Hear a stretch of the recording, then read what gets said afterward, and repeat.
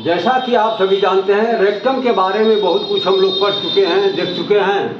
आज हम डिस्कशन करना चाहेंगे रेक्टम की blood supply, nerve supply and supporting structures of the rectum.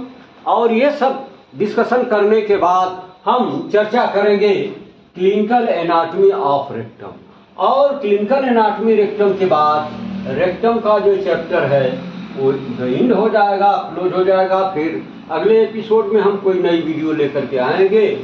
तो आइए हम देखते हैं रेक्टम जो कि एक कोलन का पार्ट है, इसमें ब्लड की सप्लाई कैसे होती है और कौन कौन सी वो आर्टरी हैं जो इसमें ब्लड की सप्लाई करने के लिए रिस्पॉन्सिबल मानी जाती हैं। तो इसमें ब्लड की सप्लाई 3 पार्ट में बांट करके बाय नेचर व्यवस्था दी गई है। तो इसमें जो पहला superior rectal artery, superior rectal artery, जैसा नाम वैसा काम।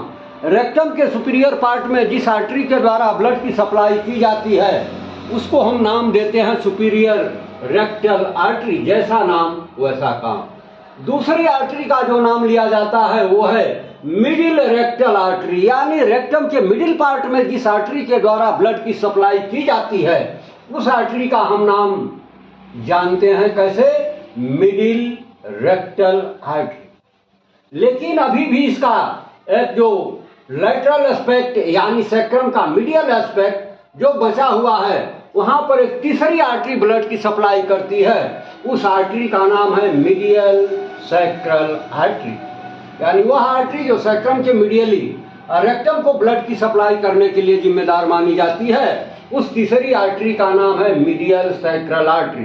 तो आपने देख लिया कि रेक्टम में बहुत ही जबरदस्त तरीके से ब्लड की सप्लाई हो रही है, प्रकृति ने ऐसी व्यवस्था बना रखा है। अब इसके बाद हम चर्चा करना चाहेंगे जो सेकंड पॉइंट आज का है वो है नर्व सप्लाई। तो रेक्टम में नर्व की सप्लाई कैसे की जाती है, तो इसके लिए 2 नर्व सिंपैथेटिक और पैरासिम्पैथेटिक नाम की हम चर्चा करते हैं। ये सिंपैथेटिक नर्व जो है ये L1 L2 सेगमेंट से निकलती है और कहाँ कहाँ सप्लाई करती है, क्या क्या करती है, तो ये भासोकंस्ट्रिक्टर का काम करती है। यानी रेक्टम के अंदर जो ब्लड वेसल्स हैं, कैपिलरीज हैं, उनमें ये कंस्ट्रिक्शन प्रोड्यूस करती है। और क्या करती है, इनहिबिटरी टू रेक्टल मस्कुलेचर, जो रेक्टम का मसल्स है, मस्कुलर पार्ट है, उसके एक्शन को ये इनहिबिट करती है।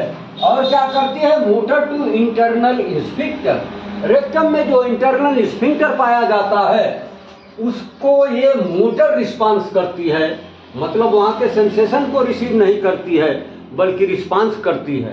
तो इस तरह से सिंपैथेटिक नर्व रेक्टम में किस तरह से क्या क्या करती है ये सब कुछ आपके साथ डिस्कशन कर लिया गया। अब हम दूसरी नर्व की चर्चा करेंगे जिसका नाम है पैरासिम्पैथेटिक नर्व।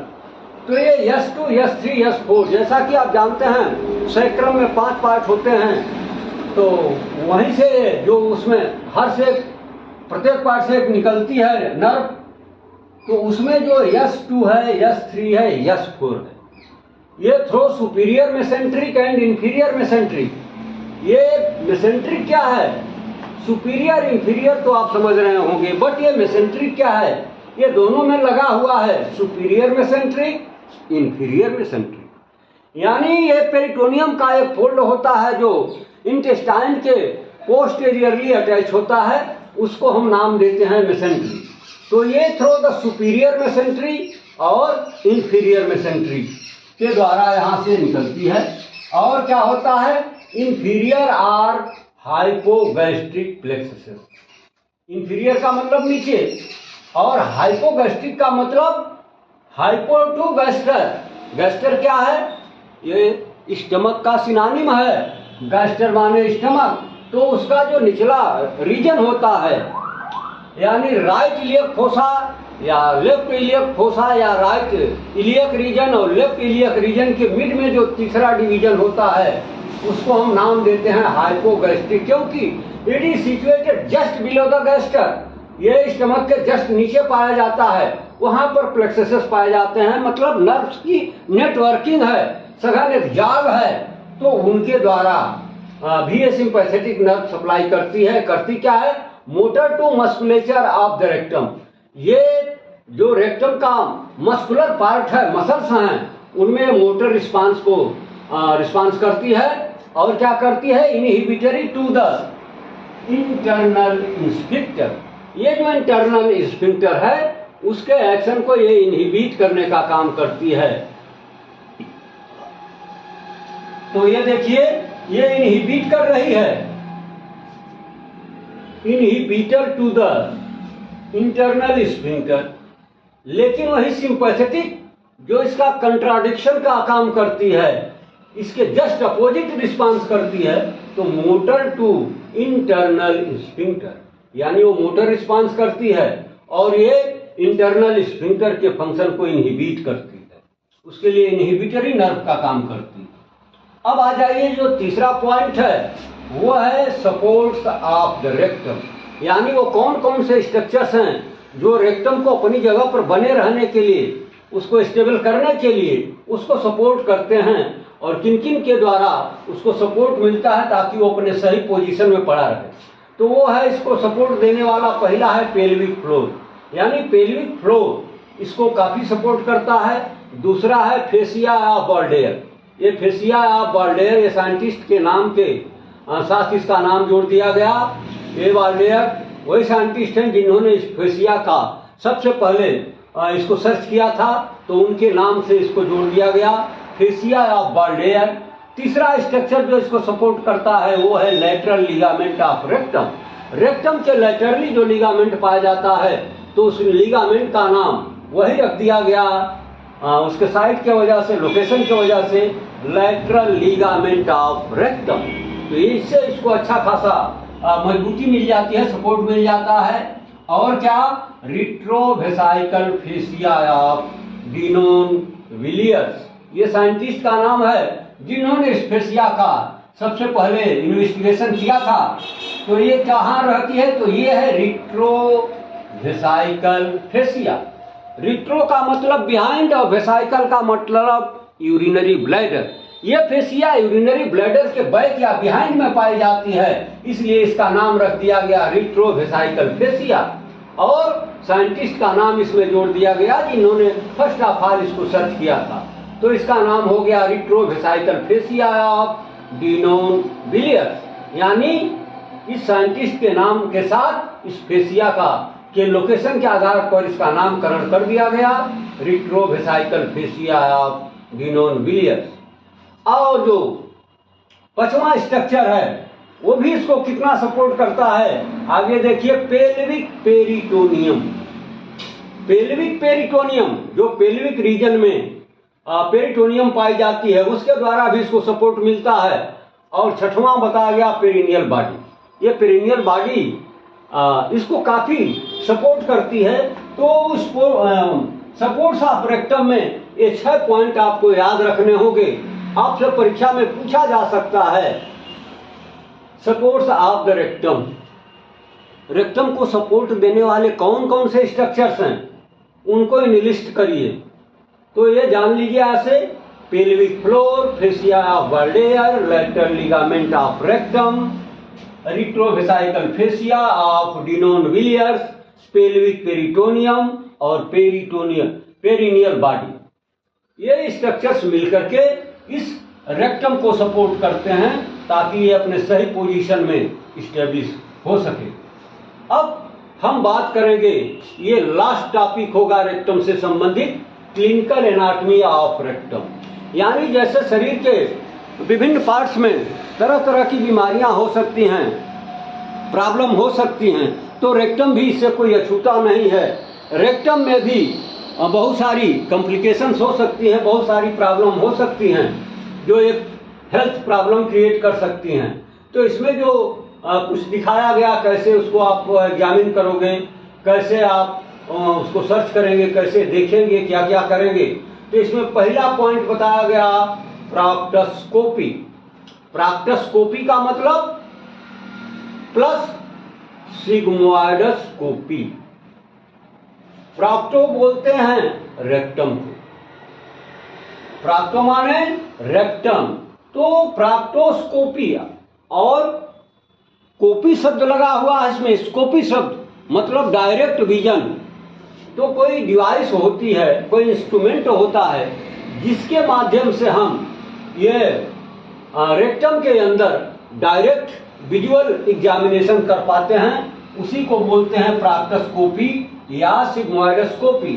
तो जब आप रेक्टम का विजुअल एग्जामिनेशन करते हैं तो उससे जस्ट उसके प्री पोजीशन में ये सिग्मोइड कोलन का नाम आया था, वो बिल्कुल उसे सटा सटा होता है।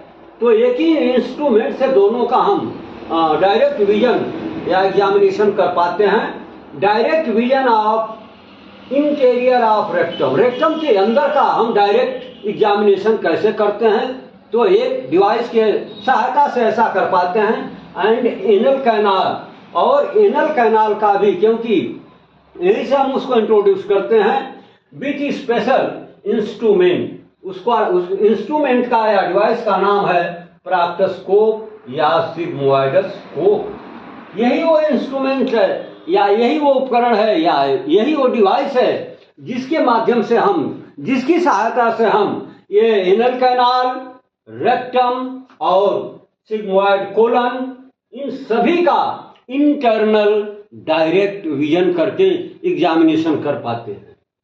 तो अगर इस तरह की कोई जरूरत पड़ जाती है तो हमें क्या यूज करना चाहिए, प्राक्टोस्कोप या सिग्मोइडोस्कोप की मदद लेनी चाहिए और अंदर का डायरेक्ट विजन करके निरीक्षण करके कहाँ पर लीजन पड़ा हुआ है, ये एग्जामिनेशन में आपकी डायग्नोसिस बनाने में आपकी काफी मदद करता है। दूसरा जो इसमें पॉइंट बताया गया, प्रोलैप्स ऑफ रेक्टम। प्रोलैप्स का मतलब होता है नीचे की तरफ खिसक जाना, लटक जाना। तो रेक्टम में एक प्रॉब्लम होती है कि यह नीचे की तरफ लटक जाता है, ये कभी कभी इतना आ जाता है कि यह एनस के बाहर भी दिखने लगता है। तो ये कैसे है, क्या है, इसके बारे में जानिए। इनकम्प्लीट या complete prolapse of rectum through the anus. Anus के द्वारा कभी कभी ये पूरा या कभी कभी आधा अधूरा ये बाहर आ जाता है और बाहर से दिखने लगता है। ये छोटे बच्चों में खास तौर से जो बहुत फिजिकली वीक होते हैं उनमें प्रॉब्लम होती है, और वो अगर वो हार्ड स्टूल करते हैं, पास आउट करते हैं तो प्रायः बाहर आ जाती है। और तीसरा पॉइंट इसमें जो बताया गया, कार्सिनोमा ऑफ रेक्टम। जैसे शरीर के किसी अदर पार्ट में कार्सिनोमा के चांस हो सकते हैं, उसी तरीके से यहाँ रेक्टम में भी कार्सिनोमा के चांस बन सकते हैं और कार्सिनोमा हो सकता है। It is quite common generally situated at rectosigmoid junction. लेकिन इसका जो कॉमन साइट बताया गया है कार्सिनोमा का, वो कहां पर होता है, एट रेक्टोसिग्मोइड जंक्शन। जहां पर सिग्मोइड और रेक्टम मिलते हैं वहीं पर ये इसके कार्सिनोमा होने के चांसेस बन जाते हैं, अधिक होते हैं, मैक्सिमम होते हैं। या उसका जो एम्पुलेटेड पार्ट है, एम्पुला जहां पर वो फूला हुआ भाग है, वहां पर भी इसके कॉमन साइट है। फिर दिया गया PR examination in male and in female. PR examination का मतलब होता है पर रेक्टम, माने ये मैन्युअली किया जाएगा। तो पीआर एग्जामिनेशन इन मेल और इन फीमेल दोनों में क्या फर्क है या क्या प्रक्रिया है, क्या है अंतर, ये इसमें देखिए। इन मेल में क्या क्या मिलेगा आपको, पोस्टेरियर सरफेस ऑफ प्रोस्टेट।